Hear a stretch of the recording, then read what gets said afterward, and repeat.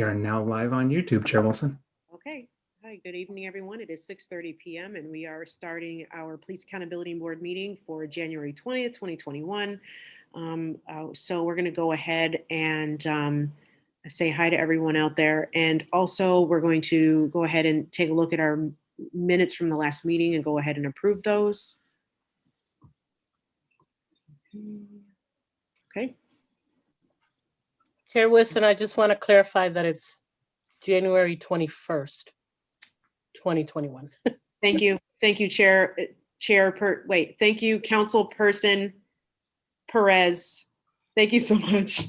Appreciate it, though. I will make sure that that's done correctly. I appreciate it. Okay, so can I get a motion, please, to approve these minutes, unless there are any other issues with it? It was a pretty simple meeting last time. Gotcha. Okay. All in favor of approving the minutes? I got a second. You need a second, don't you? I did have one, I think. I just seconded. Oh, sorry, I didn't hear. So I'm sorry, and I didn't see hands put it over. All approved. Okay. All right. Motion carries. Motion passes. So 1, 2, 3, 4, 5, 6, 7. Okay. Thank you. All right. Minutes are approved. All right. And we're going to go ahead and. All right. So Connor's going to tell us about the final recommendations to the working group on police reform that we're working on. Okay. So everyone, I sent out a draft set of those final recommendations, but I'm going to go through it essentially line by line. Our revisions are pretty straightforward. The idea, rather than submit a whole new 89-page document, instead the plan is to just have a few pages added on top that say what the revisions are and submit those as kind of a comprehensive set with everything that we've already done. Part of the reason for that is that we are revising our core recommendations because that is what that is clearly the most pressing thing in this working group process, and that is what is being synthesized into this draft plan. Is not, a lot of our detailed findings at this point, but it really is those core recommendations, and that's what we're focusing on. The recommendations we have are based on all of that feedback I talked about from last meeting. We did get more feedback on Friday. We have a total of 30 pages of single-spaced feedback from all sorts of folks. And what I'll say is that even the feedback that we aren't necessarily incorporating into our revised recommendations will be extremely useful in the work we do moving forward. And so I'm going to send an updated set of feedback to everyone, all those 30 pages, so that we can look at them. We won't be releasing all that feedback to the public simply because it was not submitted to us with the idea that it would become public. It was supposed to be submitted to us so that we could synthesize and review. But I just want to take note that every single comment we received, either via voicemail or text or wherever we got it, text, the chats in our Zoom meetings that we held, everything. Every single one was documented. So we read it all. So really, in this document, the major changes that we're making to incorporate community feedback are, first, modifying our proposal regarding alternative first responders by specifically addressing the scope, funding, and transparency, and evictions. So I want to go through this for both the board members and the public. We got the most feedback on our first responder model, and that feedback that we got on that proposal fell into 3 buckets. The first was the word substitute in our initial recommendations. Our initial recommendation said drastically expanding funding for and use of first responder systems that substitute police officers with social workers and mental health providers.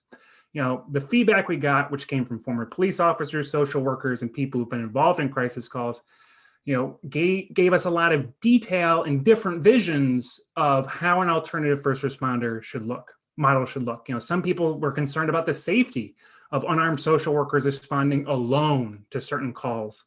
Other people expressed additional concern about armed officers showing up with those social workers, saying that the mere presence of officers could escalate a situation. And regardless of whether or not an officer showed up, people expressed concern about whether or not alternative first responder models would work if there wasn't anti-racist training, transparency and community oversight to prevent the old problems of our current system from infecting the new system. So that feedback made two things clear. First, we needed to revise our recommendations to make clear that appropriately replacing police rather than immediately and totally substituting them is what our goal is when it comes to the first responder model. It's just true. There may be circumstances where law enforcement support is necessary to ensure the safety of residents who are in crisis and non-police first responders like social workers. And so, we changed out the language from, substitute to appropriately replace.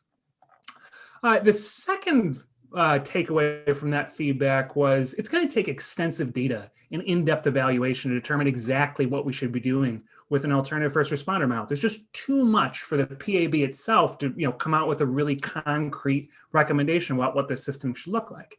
Now, the important thing to remember is Rochester is developing a new system, this Office of Crisis Intervention Services. Today, the mayor at 2 p.m. held a press conference to announce the details of this new person in crisis system, which is supposed to be the core of this new model. It's the system that is providing social worker and mental health folks working in teams to show up to certain calls dispatched directly to them by the emergency communications department. So someone calls 911 or other city response hotlines, and those calls will be directed not to police apparently, but to this person in crisis team to be the first responders.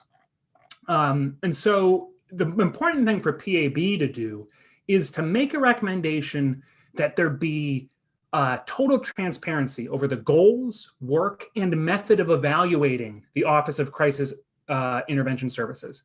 That's extremely important for us to recommend. That's what we've been told from lots of different feedback from social workers who've been involved in the system is we need to know exactly how we're going to measure the success of this system so we can know if it has the right components moving forward. So, go ahead, Rabbi Settle. I just have a question. Do we have any information about what they based the construction of this model on? We don't have much information about that. The city released a one-page press release today detailing the model. There wasn't a lot of clarity in my mind. There's a 180-day period of review in which that's essentially 6 months to take a look at the details. I know that the White Bird Clinic will be consulting. The White Bird Clinic runs the Cahoots model out in Eugene, Oregon. They'll be consulting on this. It's not clear if the model will be taking everything from White Bird or if it'll just be taking pieces. And we'll have to see. I don't know, given the information that's been released, who is in charge of dispatching, how exactly officers will be involved in the response. There's a lot that needs to be learned about this. And so that's why it's so important that the city be fully transparent from the get-go about what they're testing out and why they've determined to use the system that they are. So that's the number 2 change we made to the recommendation. But then there was a whole second type of feedback that didn't have anything to do with the quality or system of first response. This feedback had to do with our recommendation to, quote, drastically increase the staffing for alternative first responder models. In some, the feedback was, that's great, but it's kind of vague. Our recommendation in general is to link the funding from percentage of calls that the office can take to the budget. So if you can take 30% of the calls, you should have a budget that's maybe 30% of what RPDs is, something like that. But people said, that sounds great, but it's not specific enough. And people could wait for years to determine. You could have a study. The city could say, well, we'll take a look at this. We'll determine what percentage of calls, and it's a year, and the budget's the same. And so the recommendation, the feedback, that we received was have a more concrete ask when it comes to increasing the department's funding. And so, what we're looking at is a recommendation to, quote, immediately increase the Office of Crisis Intervention Services budget from $1 million to $10 million. $10 million should allow about 100 staff members to be staffing that office. Now, that might seem like a dramatic increase, and it is, because that's what we're recommending. But it still puts that office's budget at somewhere around less than 10% of the RPD's budget. And if we truly think that a huge percent of crises calls could be first responded to by social workers, by mental health professionals, that's kind of a bare minimum, a $10 million budget for the agency. And so that is the second part. That's the way that we responded to that set of feedback. And then there was a third bucket of feedback that had to do specifically with evictions. This was one of the most common things that we heard about, was that our recommendations did not address evictions. And it turns out that maybe the best way to respond to that feedback is to roll this into the first responder proposal, because the feedback that we received was often in the form of police should not be involved in evictions. And I'll say that feedback did not just come from tenant advocates. It came from police officers that I spoke to. Again, I think we discussed this last time, but there's Bob, do you have...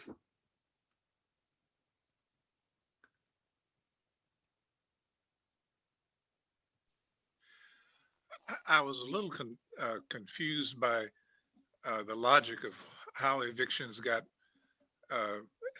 placed in this particular category, since most of the talk before this has to do with mental health and domestic disturbances. How did evictions get wedged into this particular category? So, alternative first responder models are all about, it's not just about getting mental health professionals or social workers, it's getting anyone who's not a police officer who is the most appropriate person to respond to a crisis call. And evictions are often dealt with by people calling 911. People will call 911 in often two circumstances. First, it's a landlord calling 911 saying, I have a court order that says you got to show up and help with this eviction. That's what we saw on Glasgow Street. I can't remember if it was this month or last month, but that's how that situation happened. But maybe more commonly, what happens is, there is what's called an illegal eviction. Tenant is being removed and they don't believe that they've been paying their rent or whatever, or they've been withholding rent legally, and the landlord is just locking them out. And so they call 911 and say, hey, I need someplace to sleep and my landlord's kicking me out. This is wrong. I want a law enforcement response that stops this illegal activity on behalf of my landlord. And so, evictions are ramping up now. And, despite the moratoriums that are out there. And so the police department itself has created this, first responder unit specifically devoted to evictions. Now, that is part of the reason this is wrapped up in this recommendation, Bob, is because the feedback we've gotten is police should not be the first responders when there's a crisis call to an eviction. There should be some kind of other person, whether it's a lawyer from the city, a community advocate, or a social worker, who is the first one to show up and say, either, landlord, I'm looking at the facts and, it looks like this is an illegal eviction and, you need to let the tenant back in, or a situation where it's a legal eviction and a social worker shows up and says, let me directly connect you to the services that you need because you need some place to sleep tonight. Because right now, the services that police officers are providing are, in the context of a legal eviction, they're just supposed to be connecting people to social services.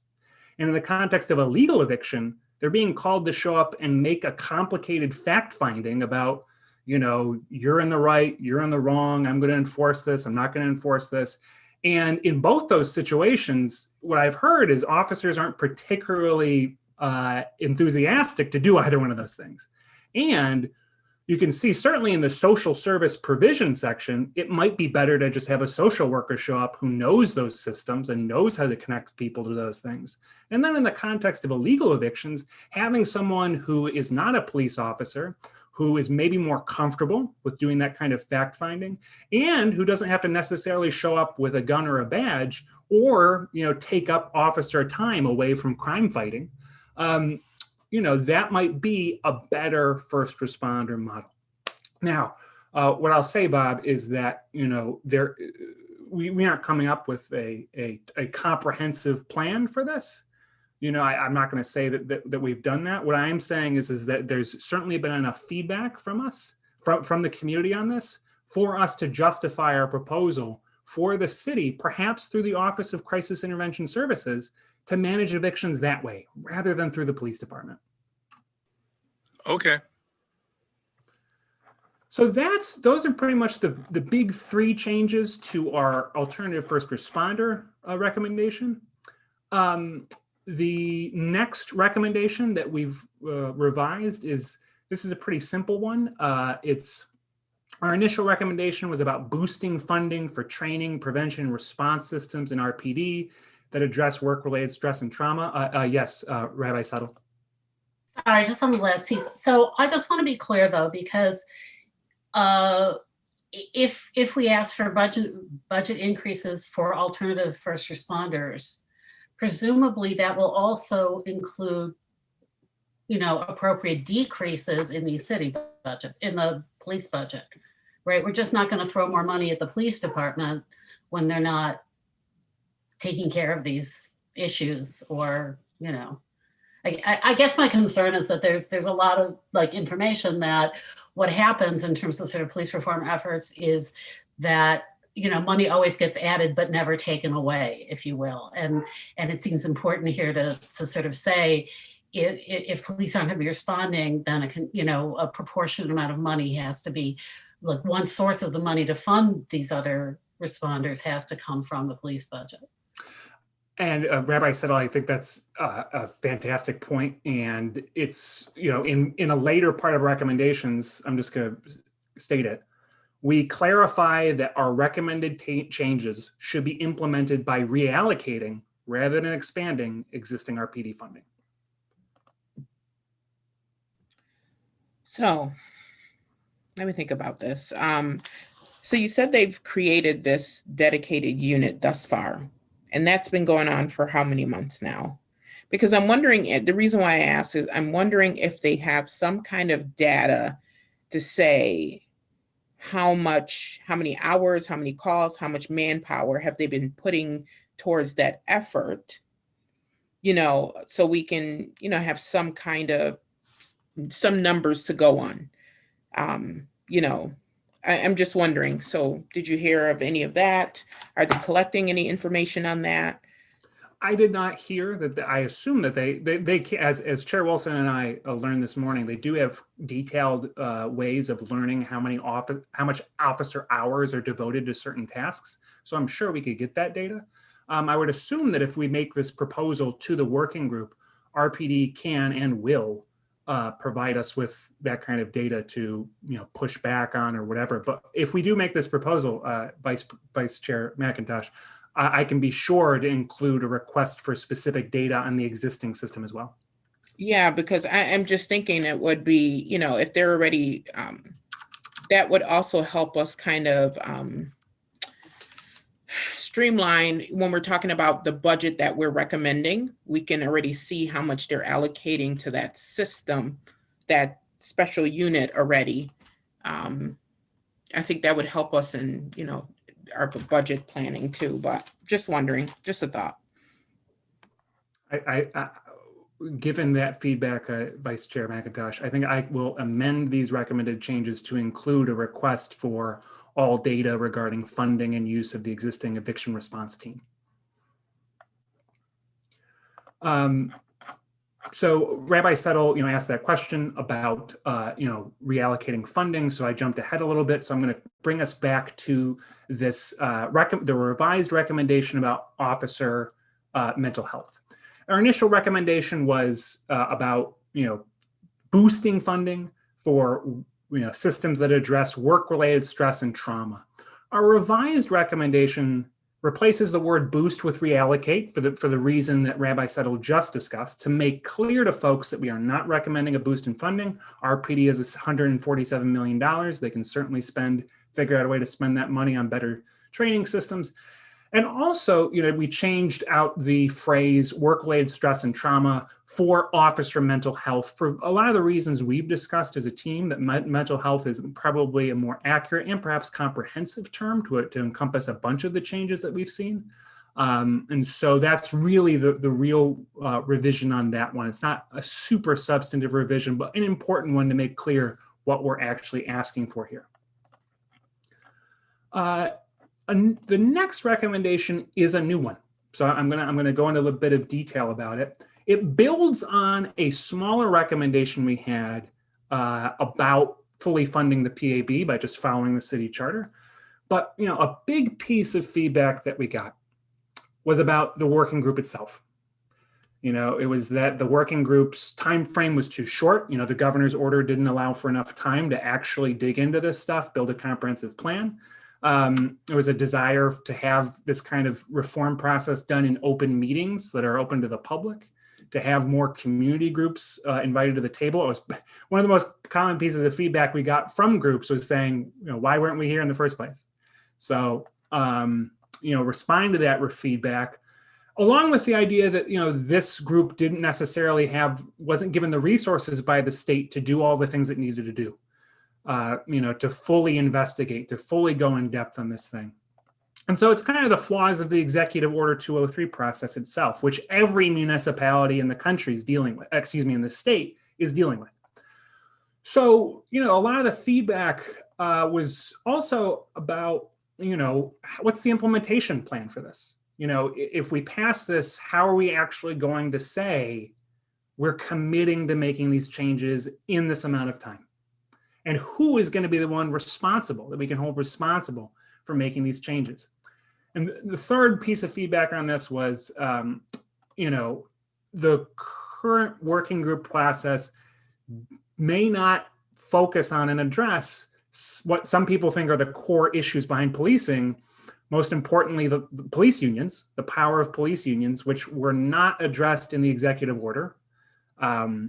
Executive Order 203 does not discuss police unions. And then, talking about blueprints. This is something that Reverend Myra Brown talked about quite a bit in her feedback session, was discussing the blueprint for policing that needs to be changed. Talking about the fundamental structure of public safety. And so, the idea is that a lot of these criticisms are justified. Other working group members have voiced these concerns. I know that, a number of board members have. And the idea is here with this recommendation is that the city fund a transparent long-term process for the community and the Police Accountability Board to investigate and change our policing/public safety blueprint. So the recommendation is calling for, all of the organizations that have been involved, in public safety change and reform. That's, the Police Accountability Board Alliance, Free the People Rock, the Faith Leaders Roundtable, Latino Leadership Roundtable, Rock Acts, Interfaith Alliance of Rochester, UCLM, and so many others are doing remarkable work on this. And what the city can and should do is create a long-term process that brings all these people together in conversation with the right organization and financial support to do the work necessary in the months and years to come. That is something that the city can provide some kind of structure for moving forward. Yes, Rabbi So. I guess I'm a little confused because isn't that part of what we're capable of doing? Right. So that gets to the second part of this recommendation. Okay. Yes. Dr. Harrison, Bob. This sounds kind of screwed up even to me, but isn't it true that there are other aspects of the city that are in their own way equally screwed up? Shouldn't there be when we talk about citizen input, shouldn't there be some sort of more general objective of the citizen input, not directed just at police, but at garbage collection, clean water, whatever? Just a thought.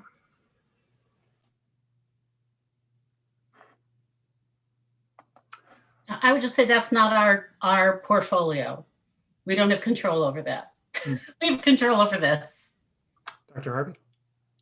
I'm just wondering, are questions throwing you off? Seems like you have to get back on track each time we throw you. No. It's Can all you good. just, maybe could you possibly present, and maybe we could, if we got questions, we can hold our questions and let you present? Is that, I mean, if it's possible? What I'll do is I'll go through each recommendation and then we'll have questions at the end. So the rest of this recommendation is that whatever the process the city comes up with for the long term, the PAB has to be at the heart of it. The PAB needs to be at the center of this because we have the duties and powers to do a lot of this stuff. You know, we have a legal duty to investigate everything the RPD does. We have a legal duty to make our city's current policing blueprint transparent to the public. We have a legal duty to survey Rochesterians about their public safety priorities. And we have a legal duty to push for changes that translate those priorities into reality. So in many ways, we have the basics of this system moving forward for long-term change. You know, the important thing that needs to be done is what we already recommended, which is just that the city adopt a proposed PAB budget that follows the city charter's rules about providing us with the funding and staff necessary to do all of our work. And just revising our old recommendation to say, you know, the PAB needs to collect the data and conduct the analysis necessary to craft a proposed budget in line with the city charter. So part of the reason that, you know, this recommendation is important to kind of lift up out of the details of our old draft report is because with proper funding, the PAB can study and, if inappropriate, advocate for so many of the changes that were brought to light during this feedback process. People advocated for a lot of interesting and great ideas that we simply don't have the time to stand behind now, but we should absolutely look into in the future. And I'm just going to list some of them. You know, it's reducing officer involvement in routine traffic enforcement, eliminating use of pepper balls, figuring out how the RPD is involved in jails. The jails they're run by the county, but there's some reports that RPD officers are doing interesting things there. Making the role of police union contracts and their power transparent to the public. Creating additional incentives and protections for RPD whistleblowers, implementing residency requirements for future and current officers, and eliminating qualified immunity through new law department practices. These are all fantastic ideas. They actually need to be studied and evaluated over time, and the PAB absolutely has the resource, has the jurisdiction and power to do it. We just need the resources to get it done. And so, what this working group process has shown is that there's so much work that needs to be done in the future. We need the whole community to participate, but we've got the PAB to be the primary tool to get it done. And making sure that our recommendations show that we want to be that implementing tool for this kind of stuff, I think is important. Are you finished with the section? Yes, I am finished with this section. Okay, I would also add that our educational community meeting mandates, are absolutely about bringing community members and organizations to the table in these discussions. That's already in the structure of what we're supposed to be doing.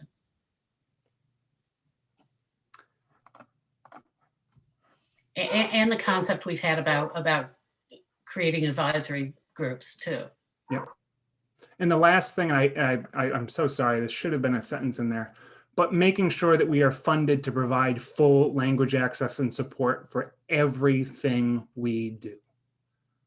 That needs to be specific, because it's already in the law that we have to do it, but making sure that the city actually financially commits to it, extremely important. So that's that recommendation. The last new recommendation is about UCLM's proposals. And here's how the current new recommendations phrased. Embrace the principles within UCLM's proposals by creating direct community control over who serves in the RPD, adopting stricter body-worn camera policies, and refocusing officer training on anti-racism, de-escalation, and alternatives to arrest. So essentially what we're saying is that, UCLM's did a great job in researching these proposals and developing them. And, at their heart, what these proposals are trying to do, if successful, they can enhance public safety and increase community control of policing as part of a broader effort. But the important thing is for us to say that if we support the ideas, to note that implementing the actual proposals is going to take time, and those proposals are probably going to have to be re-examined, fleshed out, and revised. For example, while community organizations should be invited to nominate citizens to serve on officer interview panels, a government entity like City Council or the Police Accountability Board should probably have final say over what citizens can serve, rather than an outside organization.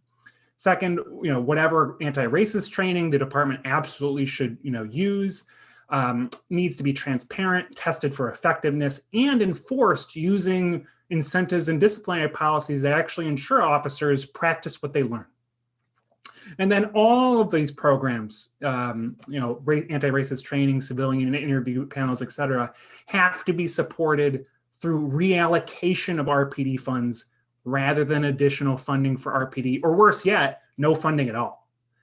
So with all this in mind, PAB is recommending that the city adopt policies and procedures that reflect the core ideas of UCLM's proposals. So, just in the same way that UCLM has some criticisms of our proposals, we are able to say, we have criticisms of theirs, but the basic ideas that animate their calls for change, we agree with. So, okay. I guess I'm just wondering about the first bullet, this community kind of led group.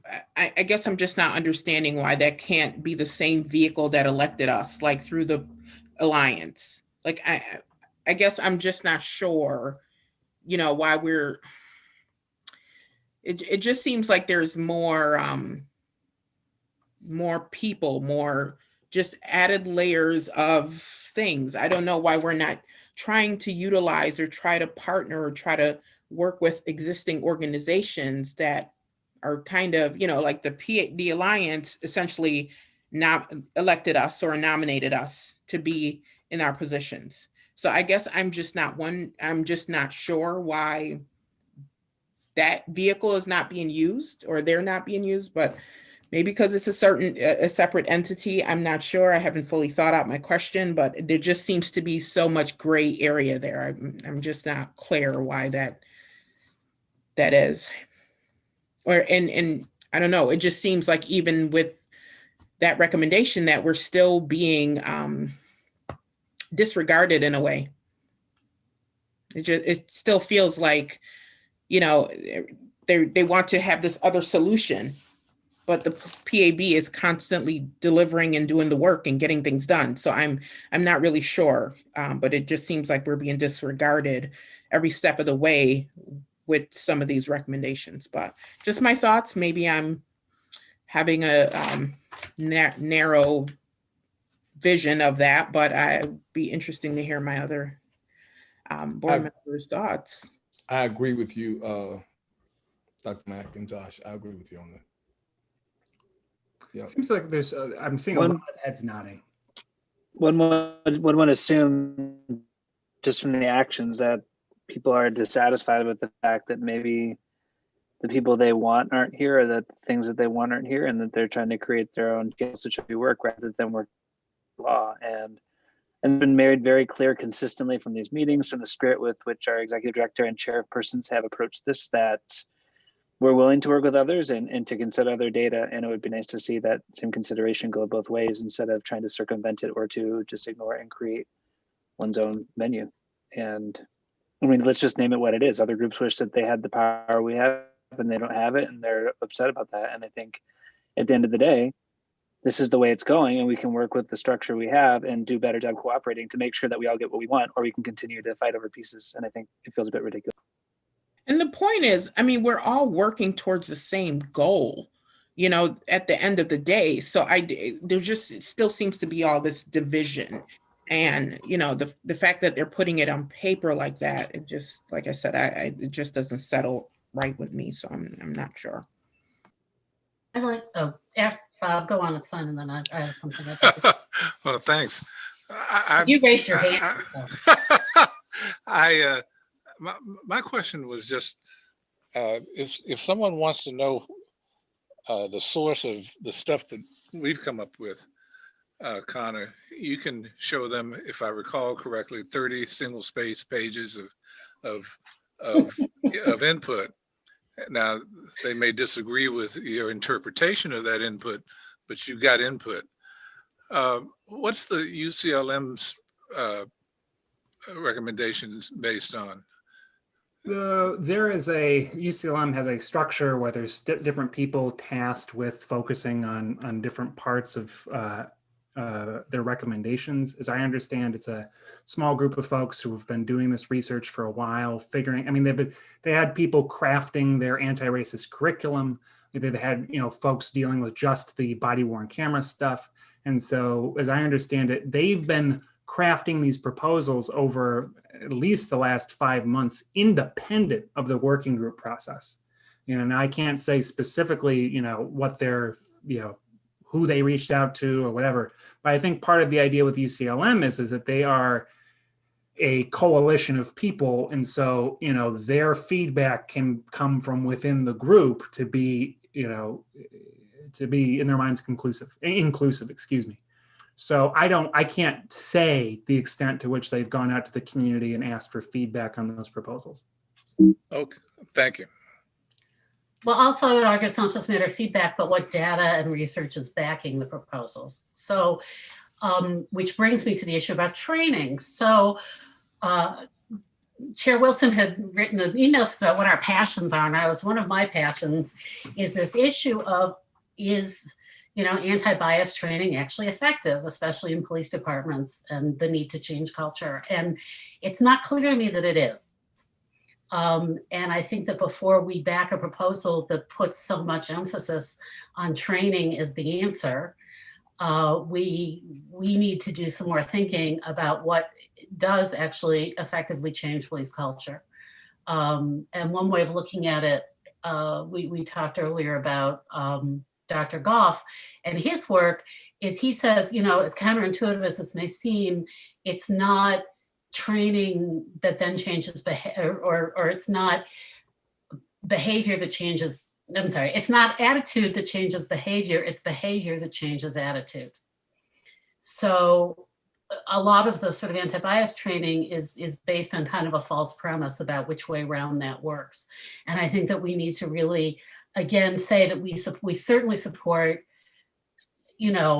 serious anti-racism, anti-sexism, anti-homophobic, whatever. I mean, work on those things, but in the absence of looking at how structures support them, and at the absence of looking at sort of these cultural issues, they're not really effective. So we don't want to invest a lot of time and money into things that have not been proven to be effective. So I have that caveat in there.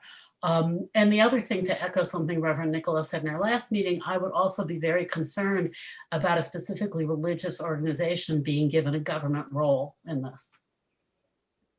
Well, I certainly agree with your first point. Okay. Nobody knows how the hell to fix this. Yeah, there definitely, I mean, the training is, I think the training is one part, but there definitely has to be a comprehensive approach to it. There definitely has to have to be the evaluation piece, and they need to have some tighter policies and like zero tolerance. I mean, not essentially covering up the behavior, the behaviors need to be addressed when they happen. So there needs to be, policies. They can't just write policies and not adhere to them. So that's going to be a part of it. So while I understand and echo what you're saying, I definitely feel like there has to be a comprehensive approach. Definitely.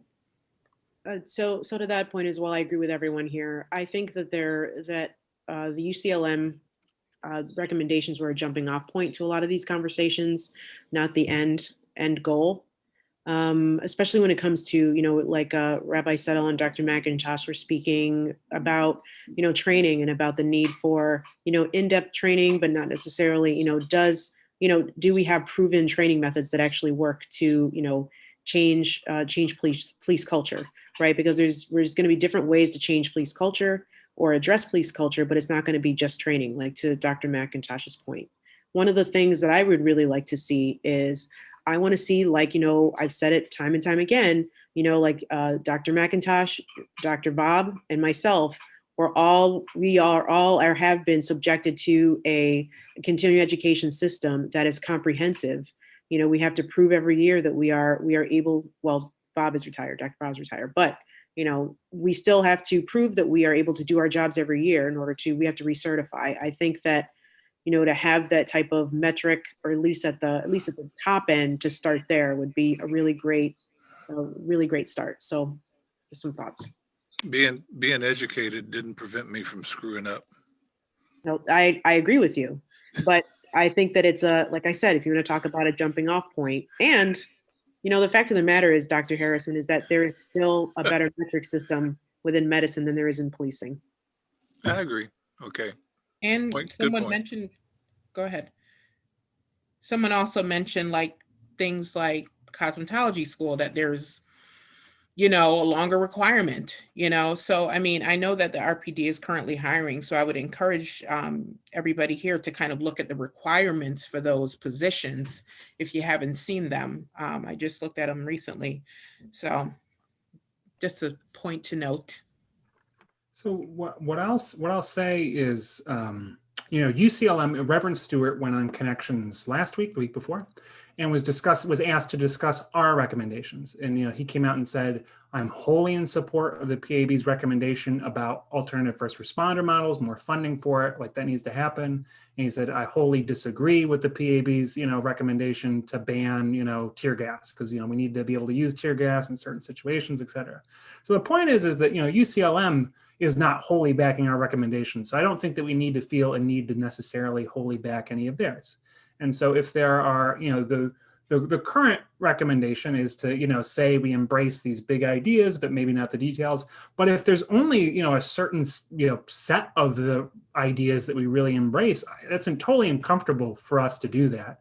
You know, if there's something that we want to, or if we just want to, you know, stand back and say we're neutral on this, we need more time to look at it, that's okay as well. I just know that we will be asked whether or not we support UCLM's proposals, you know, next Friday. So having a clear position on them will be useful for us. And if we don't support them, then what happens? If we don't support them, I wouldn't be surprised if some of them get put in the plan, might get put in the plan anyway. You know, if we support at least one of their recommendations, I assume that they may stand stronger in supporting our own. So, you know, that might be something to consider. But to be totally frank, Dr. McIntosh, I can't tell you what will happen because the process itself is a little unclear. Madam Chair, I would like to move that the board supports in principle UCLM's proposals and looks forward to their further edification. Okay. All right. So can we have a motion on that? Because that seems like a little bit vague, but I guess if we want to put that vague motion on the table, Rabbi Settle. I have a question about that. Okay, I guess it seems to me that the discussion about that our session in which we talk about directives for the reconciliation meeting might be more, rather than having votes or not votes on this, will give us an opportunity to say what we want out of that retreat or that meeting. And at that time, we can discuss which parts or all of parts or whatever of the UCLM proposal are part of what our goals are. So Bob, would you feel okay if, I don't know that we need a motion on this. Well, it died for lack of a second. Okay. All right. So Dr. Harrison, are you okay with leaving the motion alone, or would you like to? No, I'm irritated, but that's okay. But Bob, I would. Reverend Harvey, that was a joke. Yeah, I'm okay with it. I would think we might want to look into it a little more. I'm in a circle of groups, and in one of our circles, we talked about how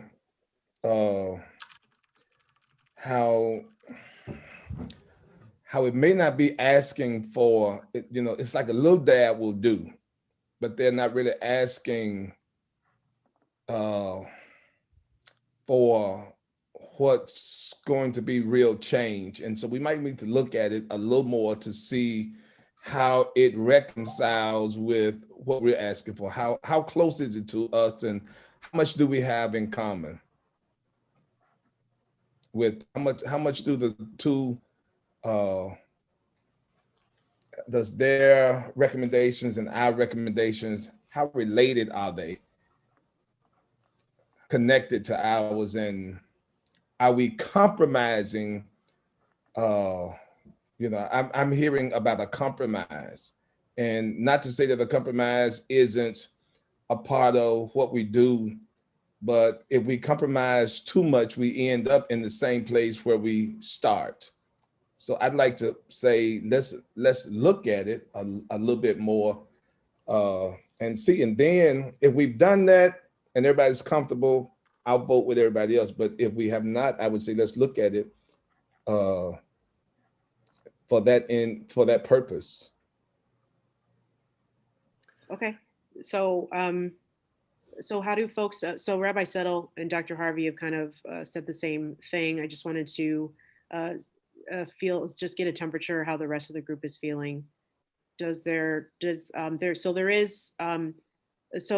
to Reverend Nikoloff's point or just question, Dr. Harrison asked that there be a motion on the floor, or put a motion on the floor to vote basically on the principle of the recommendations from the UCLM, and but we're looking forward to further information.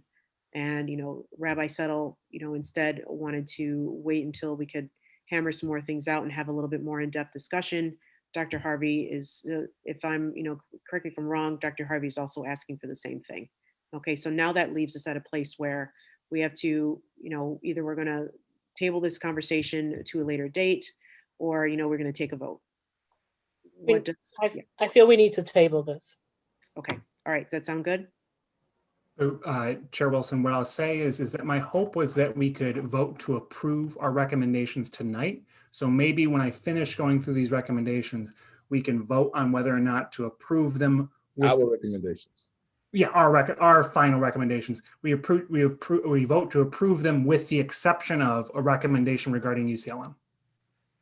So but I will finish these recommendations in just a second because we're almost done. So outside of that UCLM related recommendation, the other ones are almost identical. So the only other revision is, the one regarding what we're asking to have banned, it's chokeholds, chemical weapons, these kind of things. The thing that we added is the use of flashbangs during protests.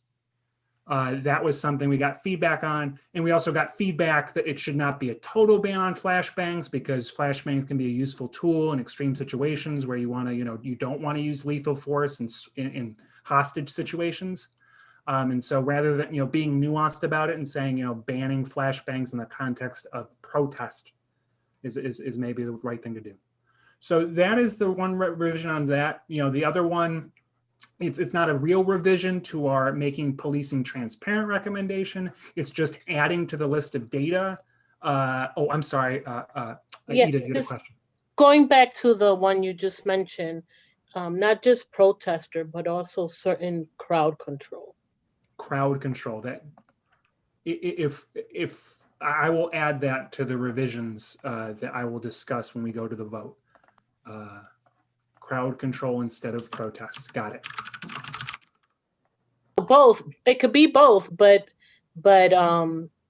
make sure we add crowd control, because they tend to do that more than a hostage situation. Right. Can I also ask a question? I just wanted to know how useful it would be to include in our recommendations what the current, number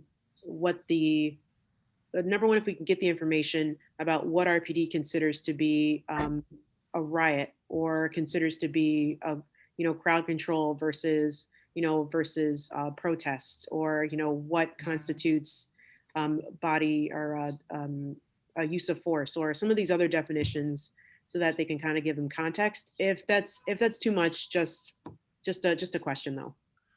what I'll say is, and we can get this, I think I'm going to address that in the next section. And what I'll say is, regardless of how we deal with it in the working group work, it's definitely going to be something that we dig into in our investigation and oversight hearings. So we'll definitely get into that.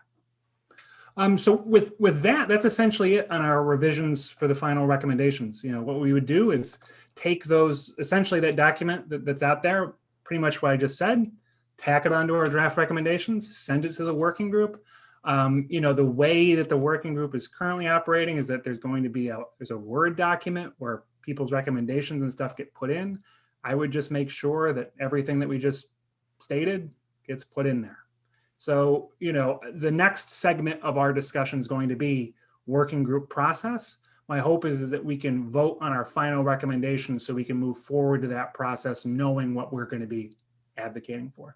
So, Chair Wilson, I'll leave it to an actual board member to put this motion on the floor, but the motion would be to approve these final recommendations with the following revisions, to request existing data on the eviction response team from the RPD regarding how often the ERT is used, staffing levels, and spending levels.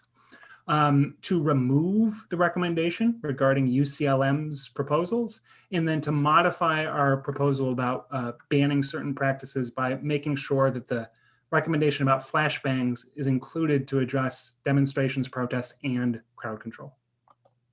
Okay, motion's on the floor. Can I get a, okay. And then we have Reverend Nikoloff and Dr. Harvey. Okay, so all in favor of, I'm not going to repeat all of what Connor said. So all in favor of what Connor just proposed. Okay.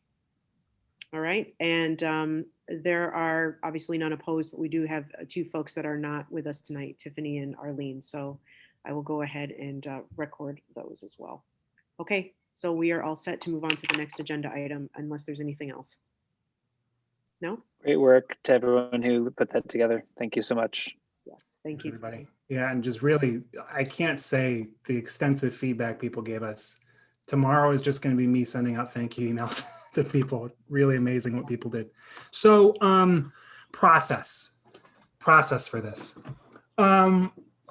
You know, as I mentioned last meeting, the retreat that was supposed to be last week got pushed to the 29th. Chair Wilson and I were supposed to describe our recommendations to UCLM this week. They didn't have enough time at their meeting and they wanted to devote a whole meeting to just learning about our recommendations. And so we will be presenting our proposals then. My hope then is to also understand how they see this process moving forward, because it's not clear to me how this retreat will work. Today, Chair Wilson and I met with the chief of police. One of the things that we discussed was how the chief is approaching this retreat process. You know, this 4-hour retreat, which is next Friday, will involve the chief coming into that meeting and making, you know, laying out the department's official response to all the recommendations that have been made, along with the RPD's own recommendations. In addition to receiving that new information, we will also be receiving Wilmer Hale's recommendations, which, as I learned during a meeting this week, have not been written down. They have not been finalized. We won't have anything to look at on paper until maybe 48 hours to 24 hours before the retreat. And so during that retreat, we'll be asked to help the rest of the working group come up with a plan that incorporates a set of recommendations and proposals that we may not see until the retreat itself. So it's what I am hoping for, given that we are committed to this process, is to have some guidance from the board about what to do with this retreat. Because as Dr. Harvey was talking about, there will be compromise, there will be discussion. What the mayor's made clear is that the plan itself will apparently only include what every participant agrees on should be in the plan. And so, to have some sort of consensus, it's almost inevitable that that there's going to be some kind of back and forth compromise, et cetera. I have communicated from the beginning that, I think this meeting should be open to the public so the public can see what the RPD's recommendations are and what WilmerHale's recommendations are and the public deliberation over that. As of now, there's no plans to make the meeting public. I know some city council members have expressed concern to me about the fact that the meeting's not public, only because the governor's legal guidance appears to say that it has to be public, as we discussed last meeting. So, with all that up in the air about, I think we have to assume that this meeting is going to happen on the 29th, 4 hours, not open to the public. And what should PAB commit to do right now during that meeting? I think that's something that I'd like to discuss with all of you.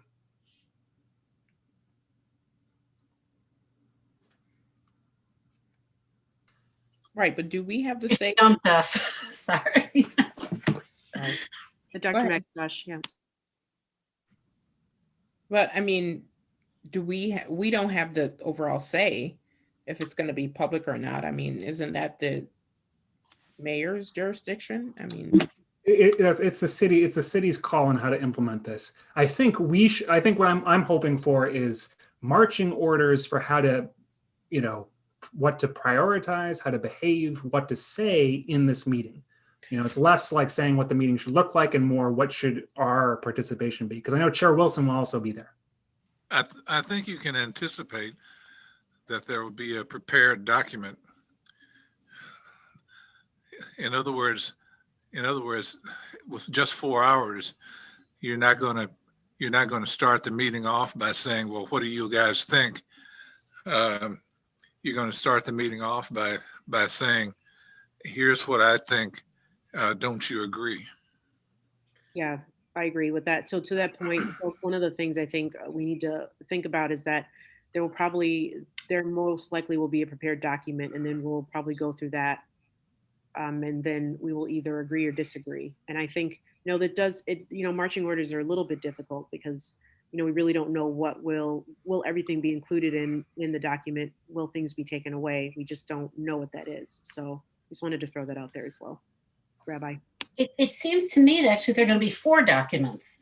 There's going to be our document, the UCLM document, the police document, and the WilmerHale document, right? And in the apps, do you want to say something before I finish this thought? No, please finish your thought. Okay. And so first of all, the question is going to be, what document do we start with? Right. And I certainly don't think it should be the RPD document, which I think is going to be the pressure, to be honest. Right. The public official pressure, shall we say, is going to be to start with the RPD document. And I think I would want us to say, no, we start with our document, because our document's the only one that reflects, at this point, extensive public comment and input, and, is coming from the body that is appointed to actually look at this stuff. Rabbi Settle, to your point on that quickly, it will be, as Chair Wilson mentioned, there will be a single document that we'll probably be looking at.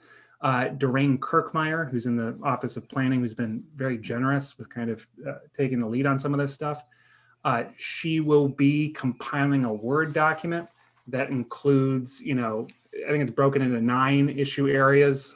And, the findings of each group are going to be laid next to the recommendations from each group. And so my guess is that it will go through the document point by point. Do we agree with this? Do we agree with this? Do we agree? Wait. But if no one has the RPD or WilmerHale document until Friday, how can she put that other document together? So the way that I'm not sure how RPD is going to do RPD. What I understand is WilmerHale will email the recommendations to Doreen, and they'll be put in that way. I have specifically requested that WilmerHale and RPD give us written recommendations beforehand. WilmerHale is not WilmerHale is the city's client, so WilmerHale's going to do WilmerHale. My hope is that we get something on paper from RPD, but the point is that, we could, right now we are not scheduled to have a board meeting on the 28th, which is the day before this retreat.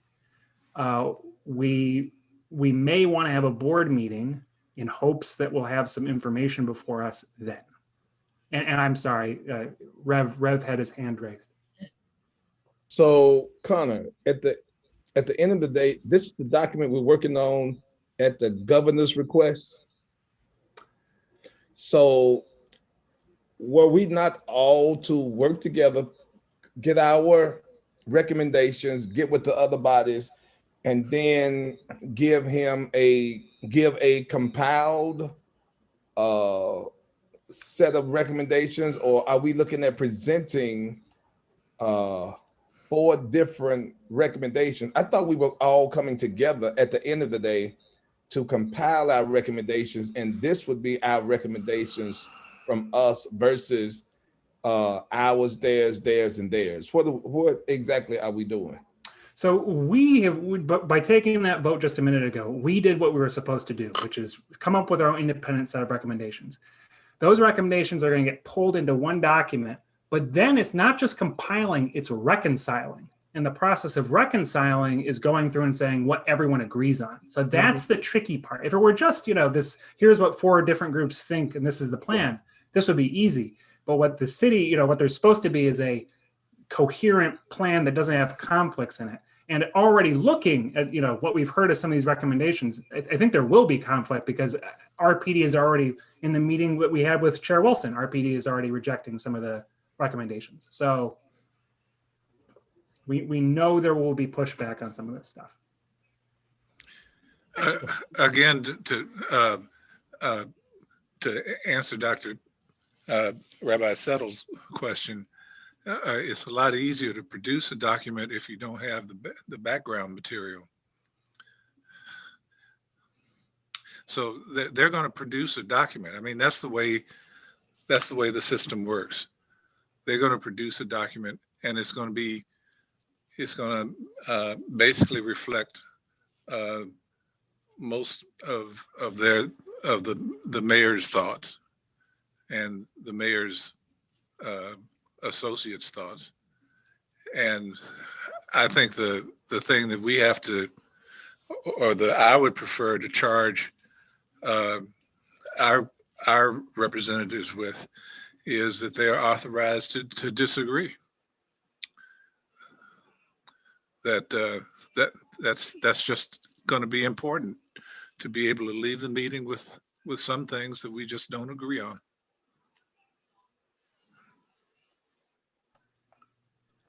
Is there opportunity? I mean, is this like a do or die meeting? Like it has to be reconciled in this meeting, or do we see it as a series of meetings? So there's no way it's going to get done in 4 hours, especially if no documents available ahead of time, if that ends up being the case. And I want to second Bob's concern that just looking at the mayoral response to Congress, to Councilman Malik's running for mayor and pulling out all sorts of rhetoric, saying, oh, he's going against God's will. That's the implication, right? It's insane.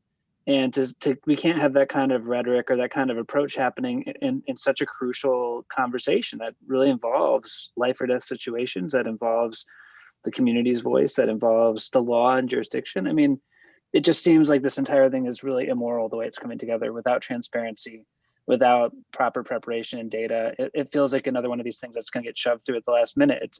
It's being broadcast a million miles away. And I hate to just be the one saying this kind of stuff the last 2 meetings, but it's completely unacceptable. I mean, if it was up to me, I would say we won't go to a meeting until our conditions are met, and you won't get the governor's mandate fulfilled, and that'll look bad on who? Not us. It'll look bad on the city.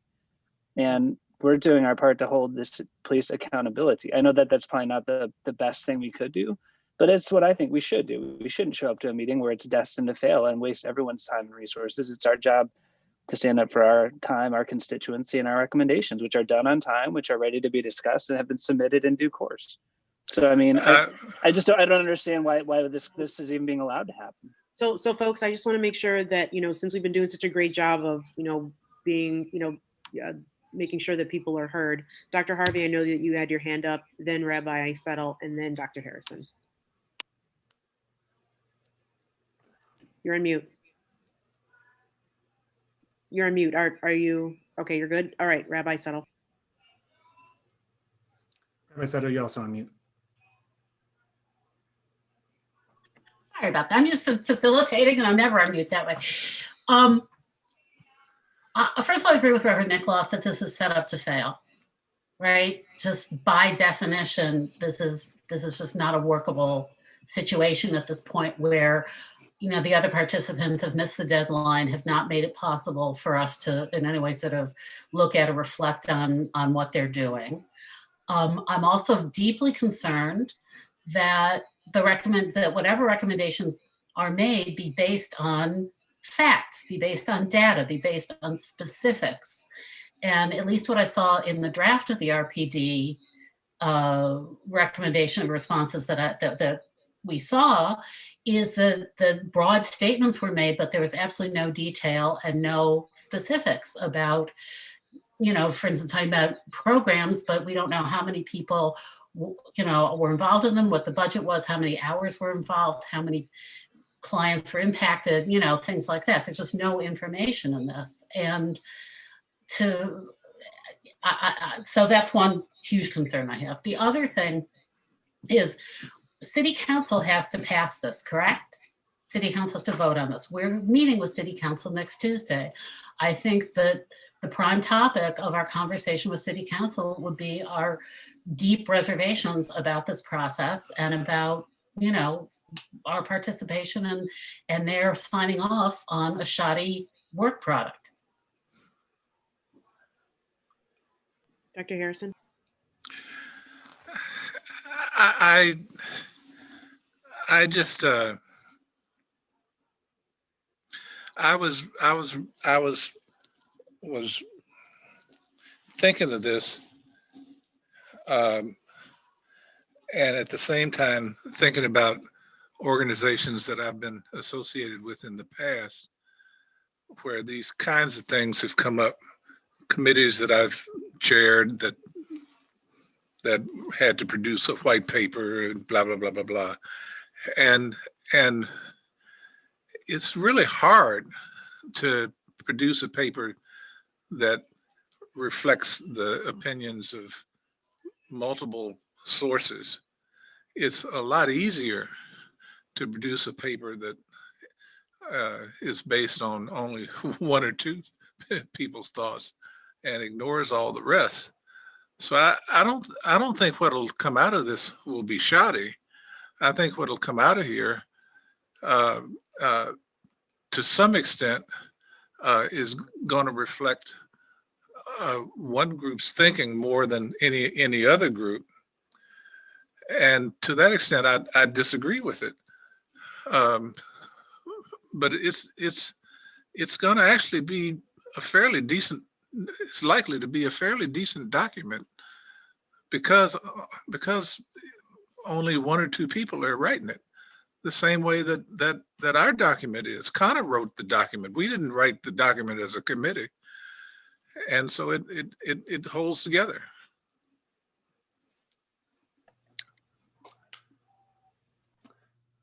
I'm just going to briefly respond to a couple things. As I said last time, you know, the mayor during a couple meetings ago just, you know, praised us for the recommendations we submitted. You know, said that she agrees with, you know, many of them, and she hopes that this reconciliation process will be fairly straightforward. The other thing that she, you know, said is that you know, she hopes and, you know, will provide for space for dissent in the actual report. So to the extent that people do disagree, that will be noted. And, you know, to the extent that, you know, my marching orders to here as our representative to this are to say, you know, RPD says that, you know, it is doing X, Y, and Z. PAB needs facts or figures to actually support that. You know, we do not agree with that. You know, we disagree with this, but just to be polite and straightforward about all the places we disagree with, you know, and to say that, you know, my board told me to do this, that's very helpful and useful to me. I mean, they're going to have pushback anyway, period. I would not like to see our recommendations watered down to the point where they don't reflect what the citizens of Rochester say. So, I mean, that's my only concern. But yeah, that's it. I agree with Dr. McIntosh. I would also would not like to see our recommendations watered down. I think if you want to talk about, what documents are actually in the community, that's our documents. And so, ultimately, I think that, we really should, be standing up for those. And I understand there's got to be some amount of discussion, but I think that, it really says something that the community has seen all of our recommendations, and, that we've gotten overwhelmed, like we've had an overwhelming amount of citizens that have, given their feedback on our documents. So, I will say that in the meeting, and I will say, that that's something that we're all really concerned about. So I think I agree with Connor, though. I think if we had some marching orders and being like, I know that I feel like we're asking a difficult question, though, folks, and I want to make sure that I clarify that too, that, we don't know everything that will happen, but, generally, what is it that we're going to go forward to do? Should we stand up for everything? Should we make some certain amount of compromises on certain recommendations that we've had? I guess it's just, I don't know. Connor, can you maybe speak to more about, oh, go ahead. I was just gonna say, I think that all of us here are here with a certain passion of this work. We all have an idea of what we would like for this to look like, regardless of what they come with, right? I think that out of all the groups, we're probably the only one that are truly speaking on behalf of the community and the citizens. And I think that I trust both of you, based again on the passion that we all feel on the work that we're doing, that you're gonna know which ones you need to fight for and which ones you need to compromise and which ones you need to totally disagree on. It's going to be hard because we don't have everything in front of us. It's unfortunate that the different groups were not, demanded or encouraged, whatever words you want to use, to provide their recommendations so that everyone can see what those were. We've talked about transparency from the very beginning, and we've done that. So I feel really good about the work that we've done. The steps that we've taken, the fact that we've engaged the community and received their feedback, and I'm sure that you guys will do a great job defending the ones that need to go into that order. Thank you, Ida. And just mail the little bits and pieces of you that are left back to the PAB address. I'll send them to your house, Dr. Bob. I'll put it in an envelope, manila envelope that just has a sad face on it, and be like, yeah. Vice Chair. So let me understand the process again, just to be clear. So you're going to go into this meeting, have this conversation, discuss all these different recommendations, maybe figure out what needs to be changed, because I honestly think that all those recommendations, we put time, we put energy, we put a lot of thought into it. I think they all need to be fought for. But that's just my point of view. And so from that meeting, I'm just wondering, so is that the end all meeting? You have that meeting, you discuss all those things, make the decisions at that point, and whatever you walk out of there with is the final product?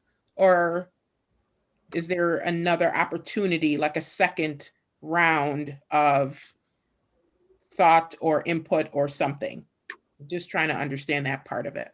Right now, the plan is to have this 4-hour meeting and then likely have Doreen Kirkmeyer go through and, finalize the document and then send it out to the public for a whole month of review, probably through the month of February to review the thing. And so the public gets another bite at, taking a look at it. So in terms of that sense, it's just the first step towards money. But in terms of issuing that draft report, right now, it's supposed to be just the first step. I wouldn't be surprised if there's delay, only because of this. Let's say that RPD and WilmerHale do not release their recommendations to the working group until the day of the retreat. I personally will not be able to stand behind any of those recommendations because I won't have the time, and I don't think any of us, obviously, no one on this board will have had the time to look through them and assess them. Unless some of the recommendations happen to be identical to ours, which from my understanding, they won't be, which is why I specifically asked WilmerHale to send us written in advance so we could look at it. And I asked them to include in their written recommendations all of their process that they went through. Who did you interview? What data did you look at? Who did you compare it to, et cetera? Because we need to know what you base the recommendations on. They can't just be they're just, we did a bunch of work on this and here's what we think. We can't have that. And so my imagination is if those recommendations come into the room in that way, I will personally be saying, I need much more time. I can't sign off on any of these recommendations. The PAB will disagree with them. And not because they may be fine recommendations, but we can't know until we look at them. Connor, I think it would be prudent, and I'm saying this in an open meeting, that your response should be that I have been instructed by the board. Correct. Okay. This is not, the onus is not on you. The board is, and I'm sorry to use that word, but it's a little heavy for my taste, but we're instructing you. Absolutely. What might be useful is to communicate these instructions to the working group in advance. I don't know if you all think that's the case, only because it may cause RPD and, Wilmer Hale to release their written recommendations to us so we have a chance to look at them. That may be something useful. A question for you, Connor. Did we get the race commission? Were those released as well? It's not in any form that you can identify them as race commission recommendations. So no. Okay. So wait, are they not presenting any recommendations then? It's not, they will be, but they'll be coming through Wayne Harris, and they aren't the race commissions, they're Wayne Harris's. It's a little confusing. Oh, Yeah. So yeah. So wait, so after all this money and, fanfare, the race commission isn't actually going to give anything here. They will release recommendations in February. Beginning, the end, do we know? We don't know. Okay. Oh, so hold on. So are they going to do it during the public meeting when all of the race commission will be releasing all of its recommendations on everything they're looking at, housing, language access, everything in February, including policing. Some preliminary version of those maybe something's changed in the last week, I'm not sure, but the last thing I heard is that the race commission's recommendations, all of them will be either sent to Doreen Kirkmeyer or released during the meeting. Who does that group report to? That race committee, it reports to the mayor, correct? that's Bill Johnson. That's the former mayor, Bill Johnson, I think. No, but ultimately the mayor and the county executive. Right, Yep. It's the mayor and the county executive. Bob? I think we've sucked this thing dry. I agree. Okay. I agree. Just so I'm clear, I'm going to be letting the working group know that the PAB needs to see the written recommendations of the RPD and the Wilmer Hale. Wilmer Hale in advance of early next week, so that if we want to approve of them on Friday, we need that time. So I will send that email. And with if I'm going to just go ahead and just, look at everyone. Looks like we're good with that. I don't think we need a formal vote to say we agree with that. No, Is everybody in agreement? that's the consensus. Alrighty. Consensus, great. Okay, so we have 8 minutes before 8. We have one last piece of business, which is our oversight hearings and investigation plan, the really fun and exciting stuff. So, we had a meeting with Chief Harriet Sullivan today, Chair Wilson and I, where we laid out the plan. We said, we're looking into this. The board is going to investigate, protest-related policies, practices, and procedures at RPD. Here's the things we really want to know. We need a liaison. We need a department contact so we can ask all sorts of questions. From Bob, I know you asked that question about LoJack. We need someone to answer all sorts of questions that the PAB has, in part because Wilmer Hale has had full access to the department, and we need that exact same level of access. I talked to the chief about, the oversight hearing, the logistics of it, how it would work. She would present, their new protest related policies for 20 minutes, and then there'd be an hour and a half of questions.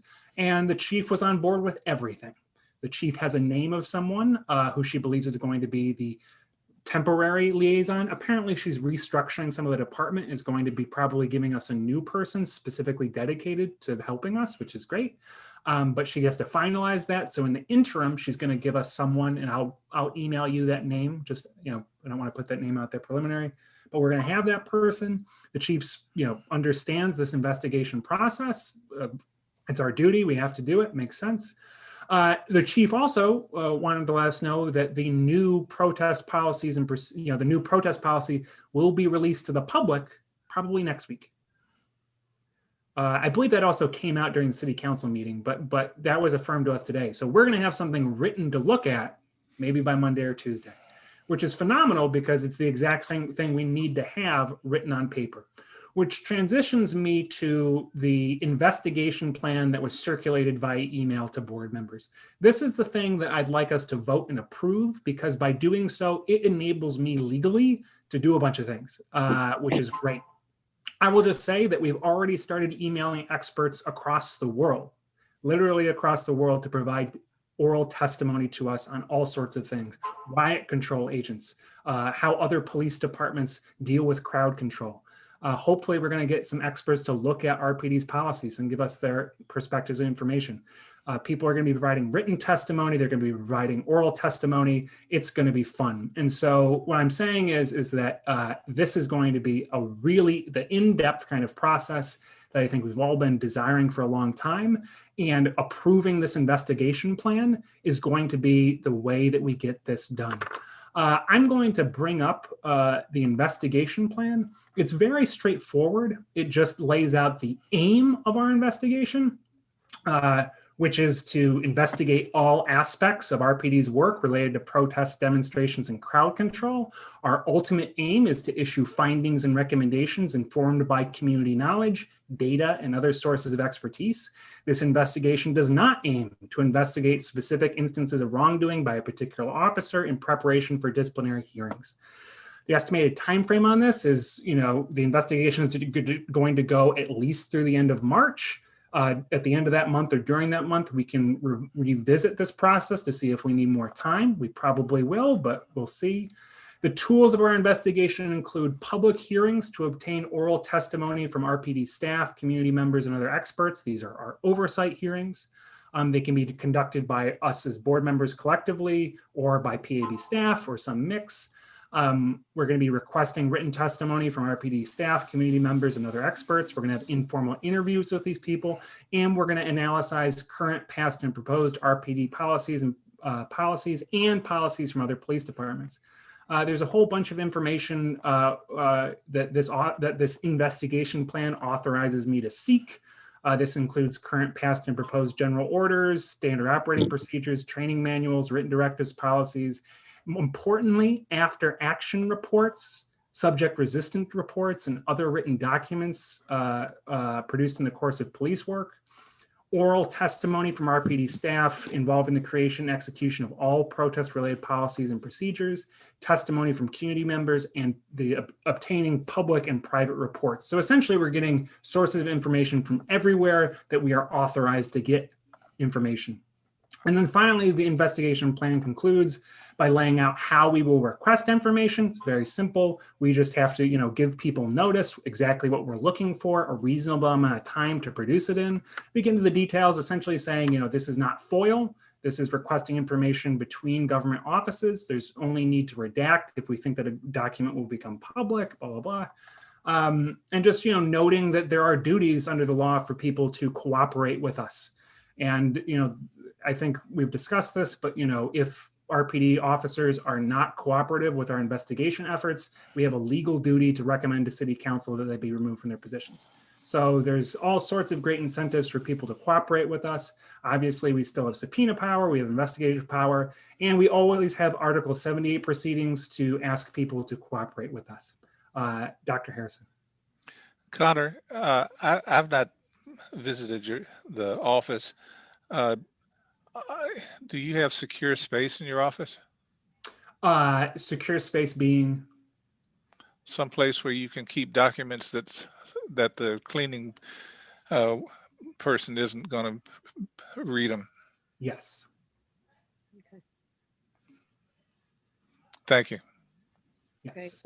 I have a question on prompt. Oh, sorry, Rabbi Settle, I apologize. I didn't see your hand. That's okay, you could go, I'll wait. Just a quick question on prompt. What does that mean, promptly mean? I wonder if we should give them a specific time frame instead of just saying promptly. Yes. Promptly will depend on the specific information requested. So if it's like a general order, if it's something on paper that's easily at hand, that's going to be the time for prompt is going to be a lot shorter than the time for prompt, which would be, obtaining written testimony on a whole host of things. That might be, a week or something. The point is that when you have a request for specific set of information, you say what you expect the reasonable amount of time to be, and then say you can accommodate for exceptional circumstances in case someone needs additional time.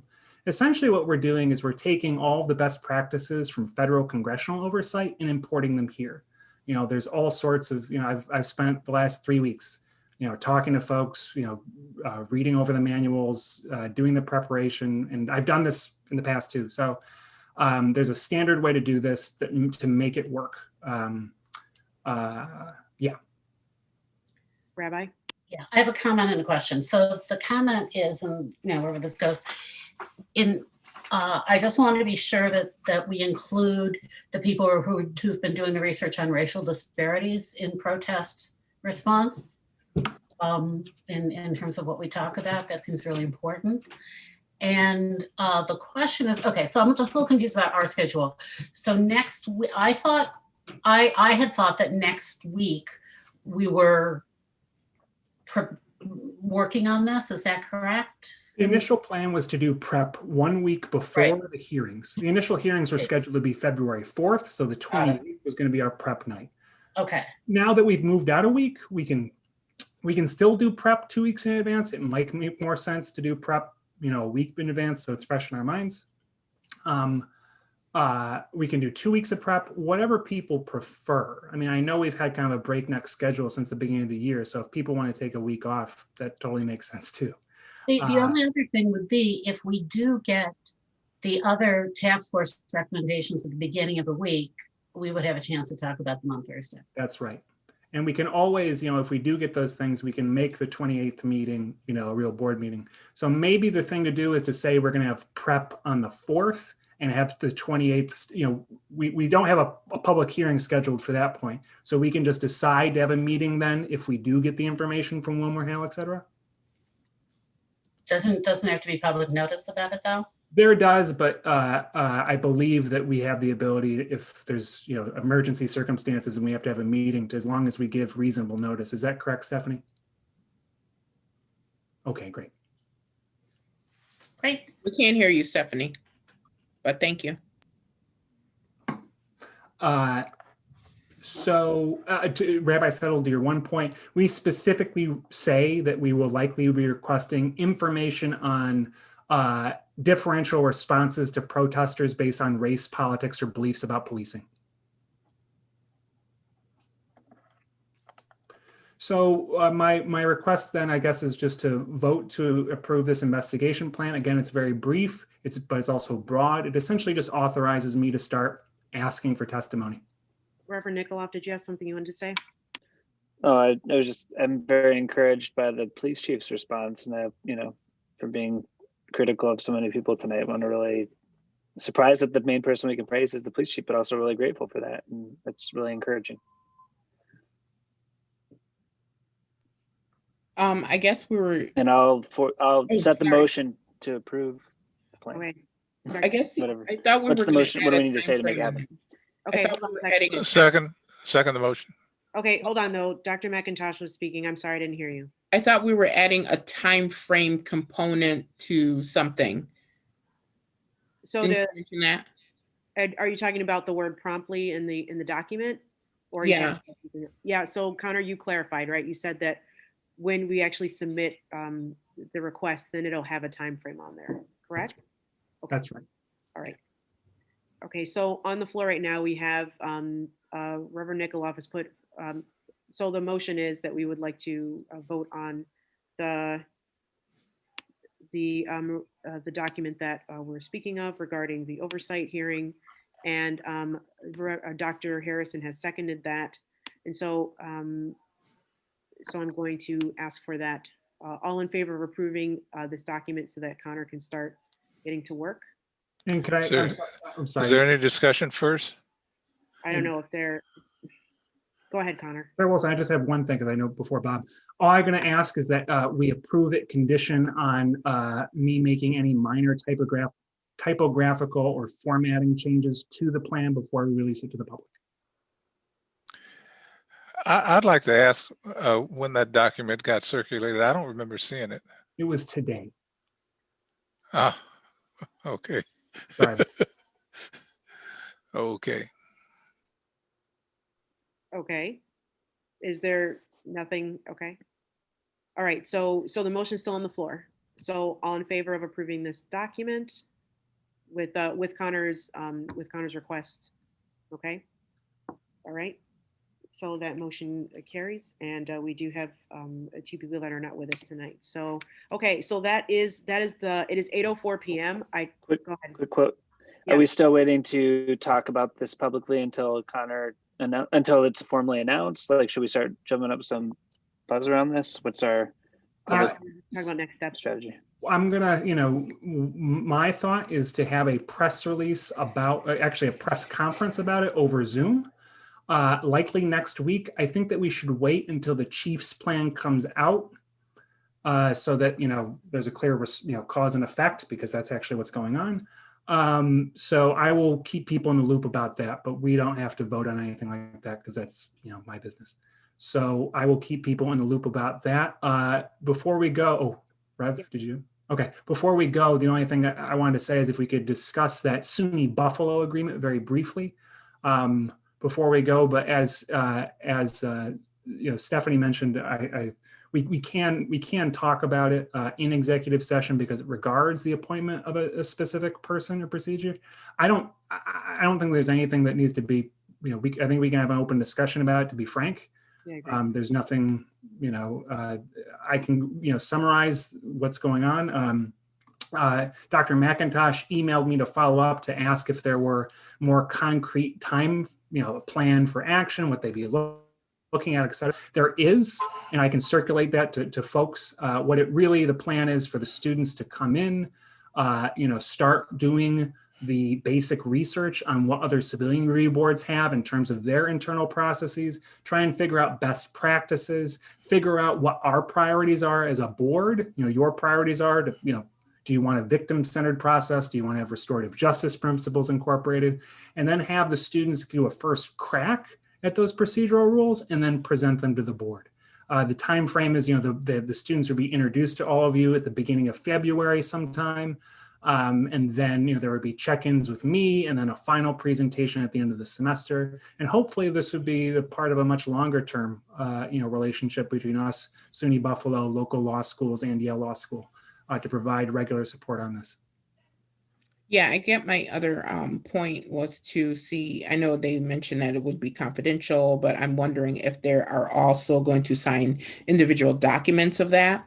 Yes. Okay. They will be. I believe Yale just sent me the confidentiality agreements, but everything that they do for us should be covered by attorney-client privilege, and to the extent this other privilege about attorney work product comes into play, I think that should cover things as well. Hopefully, Stephanie and I will have a follow-up conversation very soon to discuss the details to confirm all this. But yes, confidentiality is exceptionally important in all of this work. Bob? Chair Wilson, I did read that document. I somehow saw it, and I approve of free labor, and I move that we agree to Connor's proposal. Okay, can I get a second, please? Okay, everybody. Okay. So, all right. So the motion is that we're going to approve Connor's document for students from, where are they from, Connor? They are from Yale Law School and SUNY Buffalo Law School. So it's a mix of local students and students from, I believe our students are from across the country with Yale. All I'll say is that I am going to just double check this document with Stephanie. If there's obviously any, barriers to signing this, we can't, but I don't expect any difficulties, and assuming that we get the go ahead, I will sign this thing and we'll get going. I just have one little question. How is it that it's the Yale Environmental Clinic students that are doing this? It's a great question. Yale doesn't have an administrative law clinic to do agency law, to do the kind of work supporting government agencies like ours.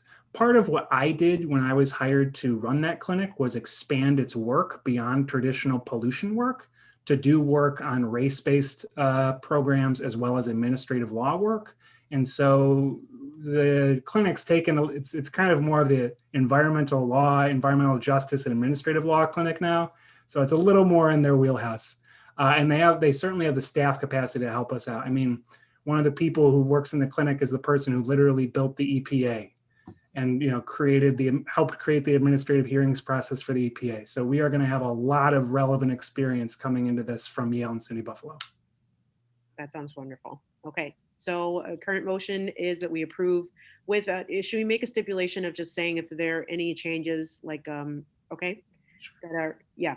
So just approved with any minute changes that happen to the document, but we're going to go ahead and approve having these students come in and give us their free labor to help us with our work here. Okay, they're not getting free labor. They are getting a credit Right. for their work. So please, and it is Human Trafficking Awareness Month, so I have to make sure that We're not trying to we're figure out not that. exploiting anyone. Listen. So yes, they are getting a So- credit for their work. So a credit of work, credited work, and assist us in our work here with the Police Accountability Board. Thank you, Dr. McIntosh, for that. All right, so all in favor?